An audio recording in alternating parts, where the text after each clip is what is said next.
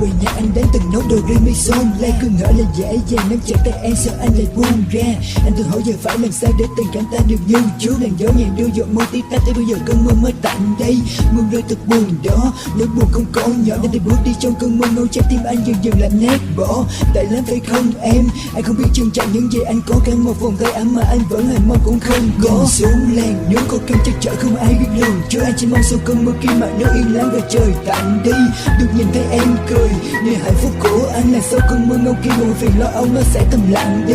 Cô lau đi nước mắt, giọt mưa còn động là hãy quên hết những kỷ niệm mà cơn mưa kia đâu còn vọng lại. Bầu trời sẽ sáng thôi, bước một bước ngay trăm đường ngàn lối là anh, bước một bước mới gan là anh là em cây ngàn để xin lỗi. Anh có tiếc ở nơi nơi khỏi cái gai sao quá xa vời. Anh đã thay đổi, không được như ngày mới quen nhau. Ngậm ngùi nhìn thời gian cứ trôi nhanh mỗi ngày, là tình ta cách xa nhau mãi mãi. Lại rơi mối đen dài thêm, bàn tay lớn như trên phim đen.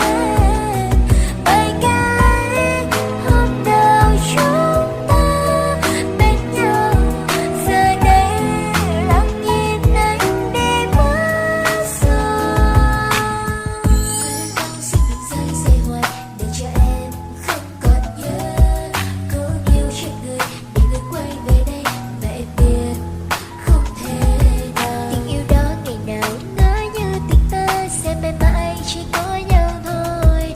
Thế nhưng giờ cánh xa rồi, người nơi đây mình em bật khóc. Ngày đó giờ đó hai con tim chúng ta là một, giờ nó nhìn ngó người yêu đâu bên người khác. Tình yêu đâu vẫn như ngày xưa, bạn lại chỉ là một con ngốc mà chờ mãi đợi những thứ vừa du mình phải không thuộc về con người đó. Lạnh giá phong trống có cởi hơi ấm những ngày qua, từng bản nhạc buồn khơi đầu cơn đau.